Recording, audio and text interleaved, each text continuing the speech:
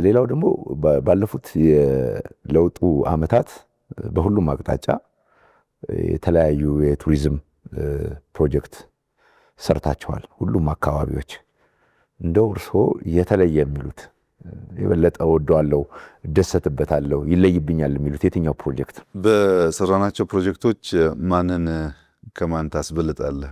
ኢትዮጵያ ውስጥ ያሉ ስራዎች በሙሉ ውቦች ናቸው።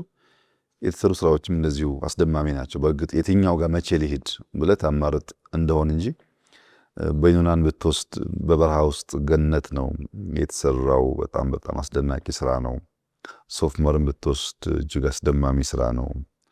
ጎርጎራን ብትወስድ እጅግ አስደናቂ ስራ ነው። ወንጪን ብትወስድ፣ ሀላላን፣ ጨበራን፣ ሸበሌን፣ ንኢሌን፣ ሚዛን ደንቢን ምንም የምትተው ስራ ያለ አይመስለኝም። የትኛው ጋር መቼ ሊሄድ ብለህ ሲዝን ትመርጥ እንደሆን እንጂ አብዛኛዎቹ በጣም በጣም ቆንጆ ስራዎች ናቸው።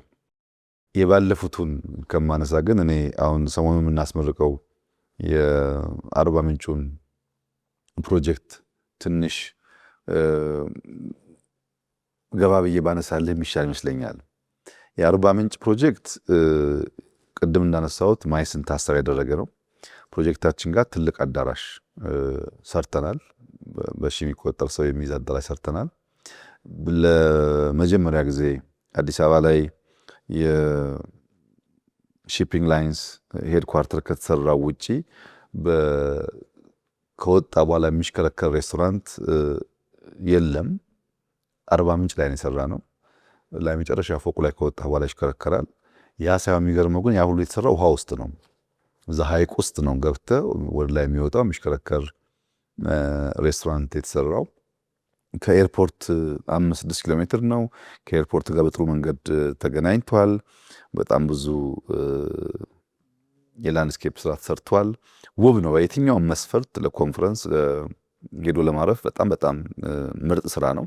እንግዲህ የኛ ስራ ብቻ ግን አይደለም። አርባ ምንጭ በጣም ሰፊ ሊጎበኝ የሚችል አስደናቂ ተፈጥሮ እና በጣም ሰላም የሆነ ህዝብ ያለበት ከባቢ ነው። ቅድም እንዳነሳሁት የጨንቻ ስትሄድ አፕል አለ፣ የጫሞ አሳ አለ፣ የእግዜር ድልድይ አለ። ሁለቱን አባያና ጫሞን የሚያገናኘው ራሱ ውብ ተፈጥሮ ነው። አይተህ የምትጠገው ቦታ አይደለም። በነጭ ሳር ፓርክ የሚገኙ የሰዋይኔስ ቆርኬ፣ የተለያዩ አዋፋት ዝርያዎች አሉበት። ዜብራዎች ማየት ትችላለህ ነጭ ሳር ጋር ሄደ። በማዜ ፓርክ የሚገኙ ቢልቦ ፍልውሃ አለ። ቅድም ያነሳነው ፍልውሃ እዚህም አለ። ሐይቅ ብቻ አይደለም ያለው። የጎሽ መንጋ አለ።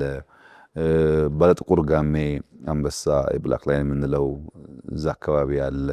ብዙ ነገር ነው ያለው። ልዩ ልዩ ወንዞች አሉ አርባ ምንጭ አካባቢ። ለምሳሌ የማዜ ወንዝ አለ፣ የባሶ ወንዝ አለ፣ ሃሬ አለ፣ ኩሉፎ አለ፣ ሲሌ አለ፣ ሴጎ አለ፣ ሌማሴ አለ። ብዙ ናቸው ምንጮቹ፣ ብዙ ናቸው። ተራራው አስደማሚ ነው። የዱር እንስሳት አስደማሚዎች ናቸው። ከዛ ደግሞ ህዝቡ በጣም ይደንቅ ነው። በጣም በጣም አስደማሚ የሆነ ሰላማዊ ፍቅር የተሞላ ህዝብ ነውና አርባ ምንጭ ላይ በቅርቡ ይመረቃል። እጅግ ድንቅ ስራ ነው። አንተም እስካሁን ብዙዎቹ እንዳየህ አውቃለሁ። ያላየኸው ስራ ይመስለኛል። እኛም እየተማርን እየተሻሻልን ስለሆነ ወደ ኋላ የመጡ ስራዎች ደግሞ ከዚህ ቀደም የምናጎላቸው ነገሮች እየሞሉ የመጡ ናቸው። አርባ ምንጩ አንዱ ብዙ ቱሪስት የሚስብ አስደናቂ ቦታ እንደሚሆን ተስፋ አደርጋለሁ። ግን ሁሉም እንዳያቸው ሁሉም በጣም በጣም ምርጥ ስራዎችና ምርጥ ቦታዎች ናቸው። ኢትዮጵያውያን በተቻለ መጠን እነዚህ ስፍራዎች እያዩ እንዲታወቁ የማድረግ ስራን አስበው ቢሰሩ መልካም ነው ብዬ አስባለሁ።